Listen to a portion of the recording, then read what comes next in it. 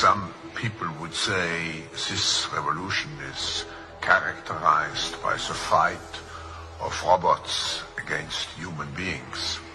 And we will win this fight. Professor Klaus Schwab was born in 1938 in Ravensburg, Germany, where Nazi crimes against humanity were committed. His father, Eugene Wilhelm Schwab, was the managing director of Escher Weiss Ravensburg, a company that used slave labor to manufacture weapons of war for the Third Reich. While Klaus's father was at the helm, the Nazi Party awarded Escher Weiss Ravensburg the title of National Socialist Model Company.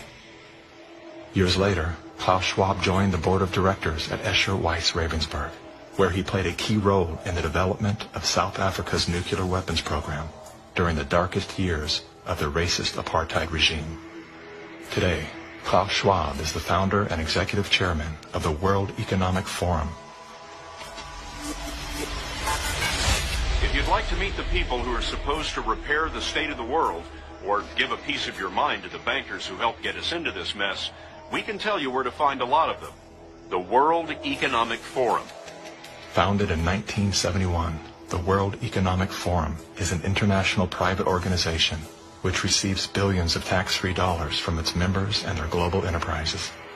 Every year, the WEF brings together its members with world leaders, big pharma executives, tech titans, Hollywood celebrities, media personalities, and internet influencers to meet in the secluded mountains of Davos, Switzerland. It is a tiny town folded into the Swiss Alps, a village where you could bump into Bill Clinton, Bill Gates, the head of Google, and the Queen of Jordan, all in one place. A lot of reporters cover the forum, but few get inside. It turns out there are two Davoses, one you see and one you don't. After hours, there are hundreds of private parties where deals are done. People who can't be seen together in public can meet here. Your Royal Highnesses, Excellencies, distinguished heads of state and government, the future is built by us, by a powerful community as you here in this room. Klaus Schwab, the founder of the WEF, is particularly upfront and even proud of his ability to shape and influence world politics.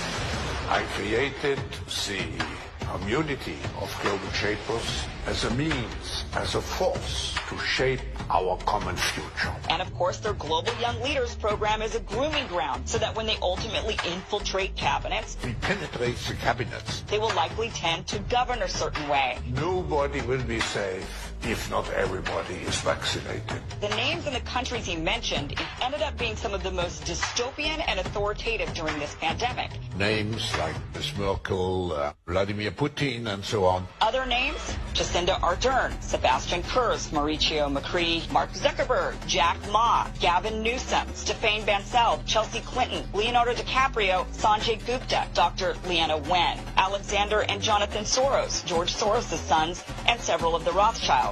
And of course, Now who could represent such a world better than you, Prime Minister? In 2014, Klaus Schwab called for the Great Reset, We need a great reset. which he positioned as the solution to the world's most urgent issues. The dark reality of Schwab's agenda is detailed in his best-selling book, COVID-19, The Great Reset. His endgame mission is to replace independent governance with a top-down controlled, one world government and a central bank-controlled digital currency. When they say, you'll be happy, what they mean is, you'll be enslaved. That's why they're talking about a great reset. That's why they're talking about introducing this quasi-communist, quasi-socialist agenda.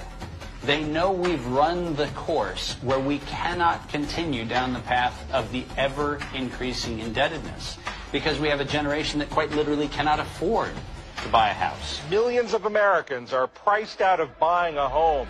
And so it's easy to tell that generation, we're going to forgive your college debt, Student debt relief. and set your expectations lower. You're going to rent forever. We're going to celebrate the tiny house movement. We're going to do all of these things which sound cool, because they're shaping our narrative so that we become capable of expecting less.